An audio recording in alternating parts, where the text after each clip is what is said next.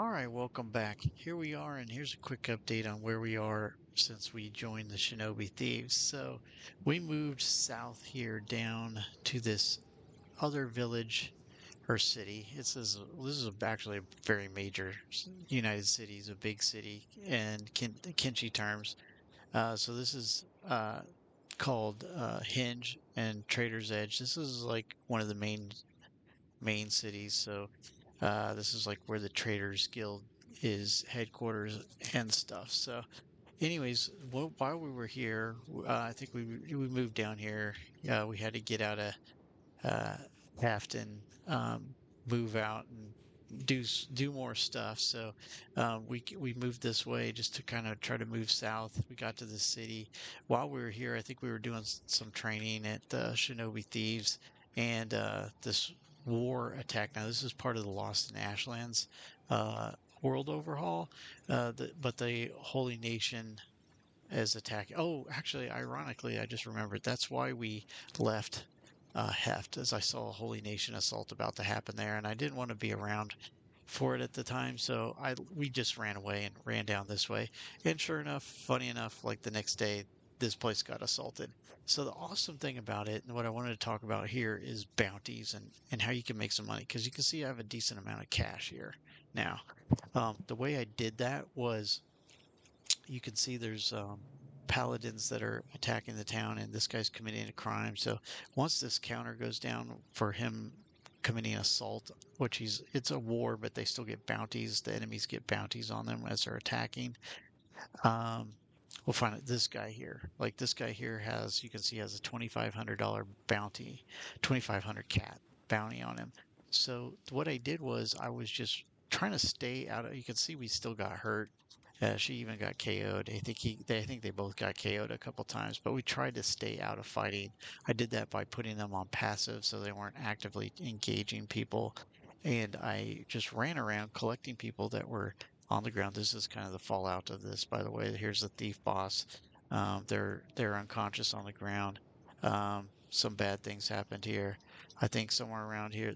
Yep, there he is, the Shinobi trader. He is dead, so we can't trade with him anymore. Not in this town, at least. You can fix that, but I'm going to leave it as is for the time being. Anyways, so what I did was I ran around collecting people that had been KO'd, like this guy.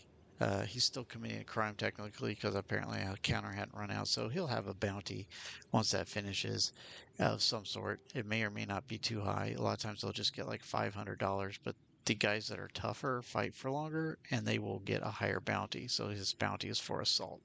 So what I did was I ran around, picked them up, and ran them over here to this is the police station. And if anyone has a bounty on their head, you can bring them to the police. And if there wasn't a chaotic war going on, what I can do is just come in here and usually behind the desk there'll be a police chief, and you can hand whoever you're carrying over to the police chief. But if he's not here for any reason and you just want to get the bounty, you can just go put them in a prisoner cage. So you can see these prisoner cages are all filled with guys. That guy had 3,000. I just went around. This was just an opportunistic thing. So this is what you can do. And you can collect a bunch of people and get some cats together. Now, this is more like I mean, this just happened to be happening, and I did it and took advantage of it. It was a bit risky because my people could have gotten attacked by some pretty high level characters like inquisitors and paladins and stuff like that. But I just tried to stay out of the fray as much as I could and just would pause, look for people on the ground. That's a samurai. He's not somebody I'm going to do anything with. And I would look for Holy Nation people that were on the ground and had a bounty, and I would just grab them. I would try to prioritize higher bounties first, of course, grab them, take them in here, put them in jail. So that's how that works. And that's what I did. So the other thing I'll point out is I am an ex-slave now because we did get attacked. Zog on our way down from Heft. we got attacked by slave hunters. Slave hunters are guys that are just basically bullies that walk around out in the desert, mostly in different parts of the map, and in the United Cities territories mostly, and they look for people, and they see you, they say, "Oh, that looks like a slave. We can go beat them up and take them back to slavery. They escaped, you know." It doesn't matter if you're an escaped slave or not. They're just mean and bullies. They're pretty low level, but they're usually travel in a group of about, probably somewhere between 5 to 10 of them. And, there's only two of us and we're low level, so we didn't stand a chance. He did get beat up and, enslaved. I think she got away and then we were able to free. It didn't last long. It's not a big deal.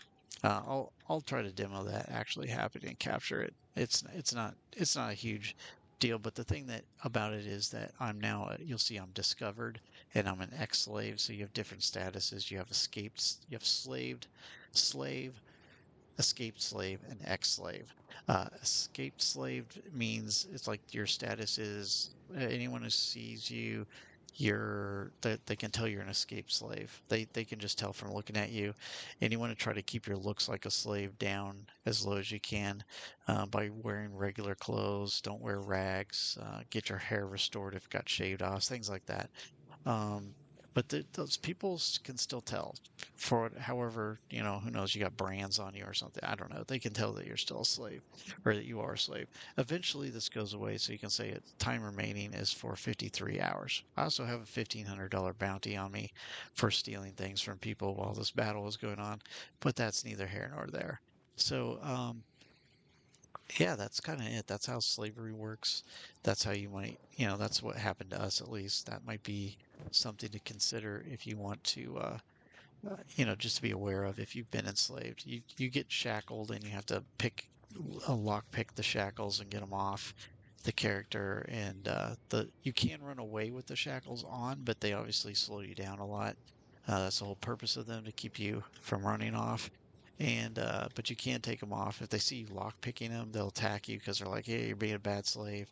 You get all your jobs will get taken away, and it'll just say obedient slave.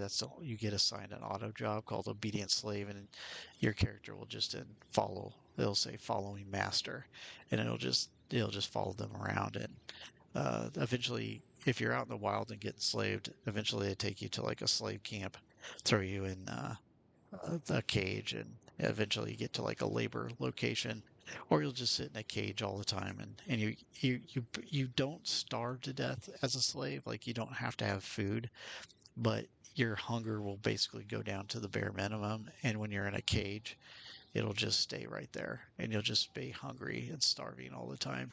Um, because they don't feed you. They basically the idea is they just feed slaves just barely enough to keep them alive, and they're mean to you.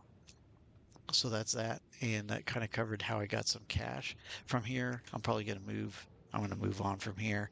I'm actually gonna try to head down to this area and because I think where I want to kind of get established as like kind of like a I don't know, as base, but we'll see how it goes. I'm going to go down there here and see if it's going to work out or not. I can't remember if it has everything I want in the area. I'm not actually going to establish an outpost, but there is a way station that I think has a building that I could use as kind of like a home base for the time being. So we'll see about that, and then we will get some more characters and figure out where we're going to go from there. I've just been kind of like winging this. I didn't really have a plan. I kind of have a better plan now as to what I want to do, so I'll figure that out and we'll go from there.